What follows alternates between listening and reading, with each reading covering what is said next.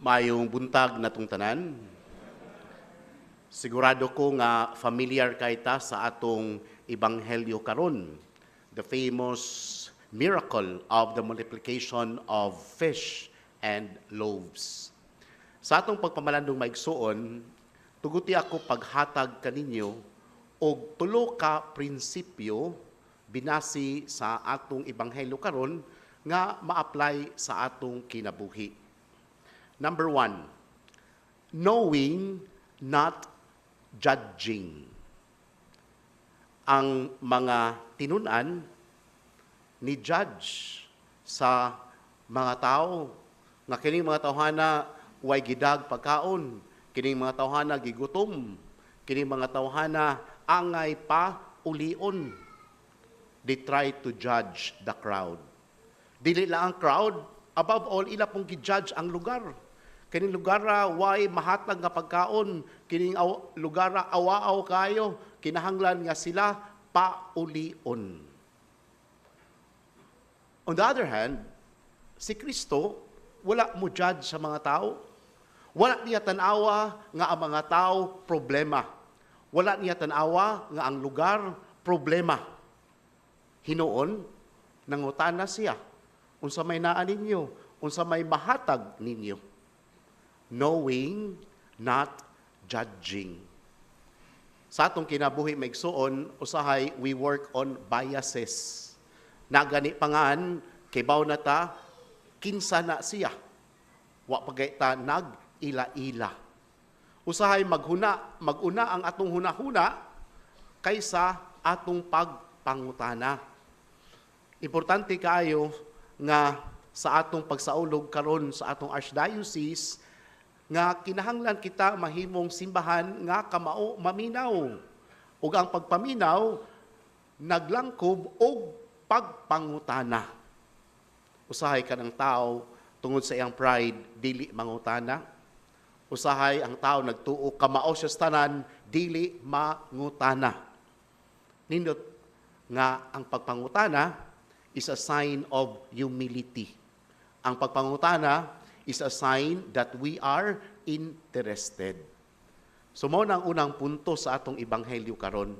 We do not judge, but rather we have to know by asking in order to learn and to know what is the truth ug unsa poy tinuod. Ikaduha, trusting, not doubting.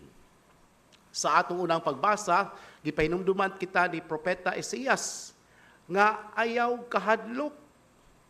O sa atong ikaduhang pagbasa, maupod ang maong tema. Unsa may makapalayo nato sa gugma sa Ginoo. Trusting, not doubting. Usahay kita magduha-duha man sama sa mga disipulo sa ebanghelyo karon, nagduha-duha sila. Unsa may atoy pakaon ani, wa matay pakaon, paulian na sila.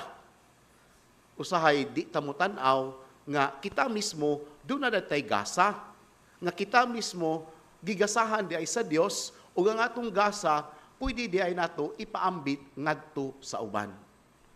Usahay ang pagduda, magduda ta sa atong silingan, magduda ta sa atong bana, magduda ta sa atong asawa, magduda ta sa atong mga anak, pero ang kinaluoyan kung ang atong dudahan ang atong kaugalingon. Magduda ta kung ato baning mabuhat, magduda ta kung ako baning makabot ang akong damgo sa kinabuhi. Pila man kabuk nato, ubos ang pagtan-aw sa kaugalingon. Kanang gitawag sa English og low self-esteem. Precisely because we want to compare ourselves to other people. And the moment we compare ourselves to other people, there will always be a bigger fish out there. Nga naagi mas dako nato. Og diha sa atong pagkumparar, maubos ang atong pagtan-aw, og di na taganahan mo padayon tungod kay nagduda ta sa atong kaugalingon. Trusting, not doubting. Allow God to hold your hands so that we can move forward. Allow God to carry you in order to achieve your dreams.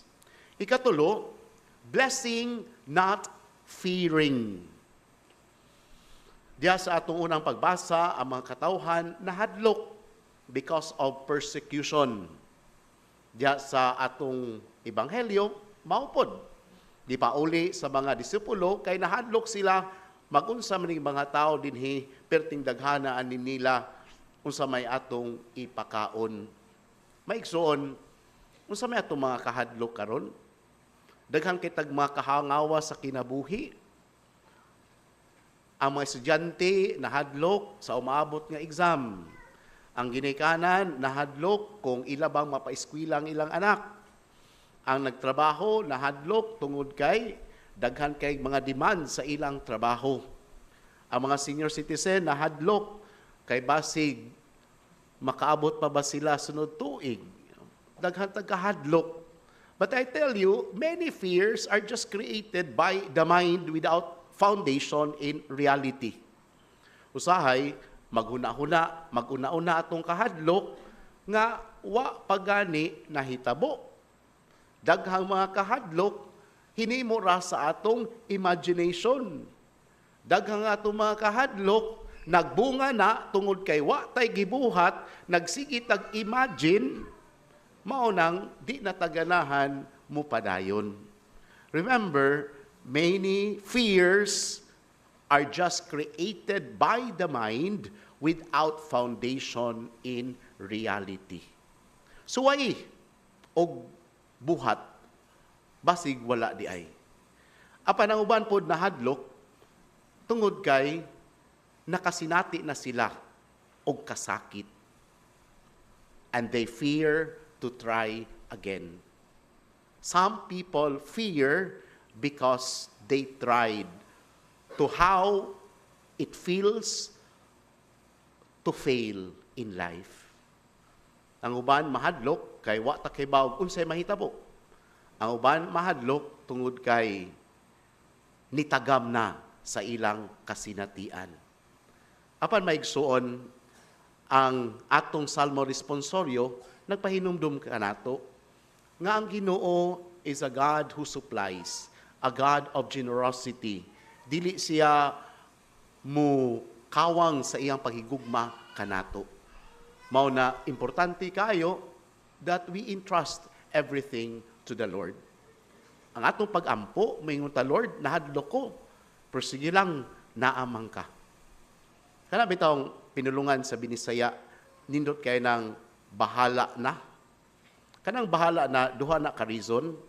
Number one, bahala na in a negative connotation, nagpasabot nga, kamot may, mahagbong, mapasar, okay kayo, bahala na. But the positive understanding of the word bahala na means that bahala na ang Ginoo. Hopefully, the moment we express bahala na, it's not something negative, but it is something positive that after all my hard work, I entrust everything to the Lord. Nga moingon ta, bahala na ang Ginoo. Mao nga sa atong pagpadayon sa atong santos nga misa, tulo ka butang atong hinumduman. Knowing, not judging, trusting, not doubting, and blessing, not fearing.